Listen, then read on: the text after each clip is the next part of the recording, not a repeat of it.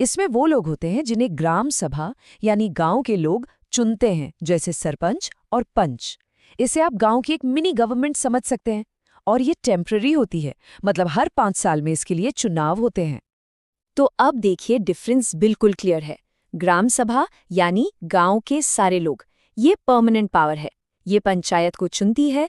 और ग्राम पंचायत वो चुने हुए लोगों की टीम है जो 5 साल के लिए काम करती है और ग्राम सभा को जवाब देती है। तो असली बॉस कौन हुआ? बिल्कुल, ग्राम सभा। ठीक है, तो मेन प्लेयर्स कौन हैं ये तो हम समझ गए। अब देखते हैं कि ये लोकल गवर्नमेंट असल में काम कैसे करती है, इसका डे टू डे फंक्शनिंग होता कैसे है। देखिए, ग्राम पंचायत के काम बहुत जरूरी हैं। गांव की सड़कें बनवाना हो, स्कूल और पानी के सोर्सेज का मेंटेनेंस करना हो, छोटे मोटे लोकल टैक्स कलेक्ट करना हो, या फिर सरकार की जो डेवलपमेंट स्कीम्स आती हैं उन्हें गांव में लागू करवाना हो, ये सब कुछ ग्राम पंचायत की ही जिम्मेदारी है। हाँ, पर एक मिनट, ये सारे काम करने के लिए पैसा कहाँ से आता है? ये सवाल तो मन में आएगा ही। तो देखिए, फंड्स के कई सोर्सेज होते हैं। एक तो वो घरों और मार्केट प्लेसेस पर जो लोकल टैक्स लगाते हैं उससे पैसा आता है। फिर गवर्नमेंट स्कीम्स का जो फंड होता है वो भी डिस्ट्रिक्ट और ब्लॉक लेवल से पंचायत तक पहुंचता है। और हाँ, कई बार कम्युनिटी वर्क के लिए डोनेशंस भी मिल जाते हैं। एक और ज़रूरी बात, ये पूरा सिस्टम सिर्फ एक गांव तक ही लिमिटेड नहीं है। ये एक 3 टियर स्ट्रक्चर है, मतलब 3 लेवल का ढांचा। सबसे नीचे विलेज लेवल पर होती है ग्राम पंचायत। फिर कई ग्राम पंचायतों को मिलाकर ब्लॉक लेवल पर बनती है पंचायत समिति।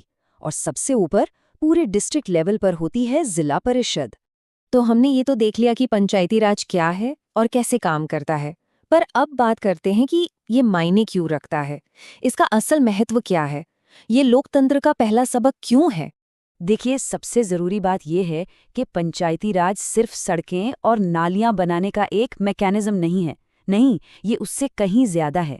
ये लोगों को डेमोक्रेसी का यानी लोकतंत्र का पहला और सबसे इम्पॉर्टेंट लेसन सिखाता है। और वो लेसन ये है कि लोग अपनी सरकार में डायरेक्टली कैसे पार्टिसिपेट कर सकते हैं।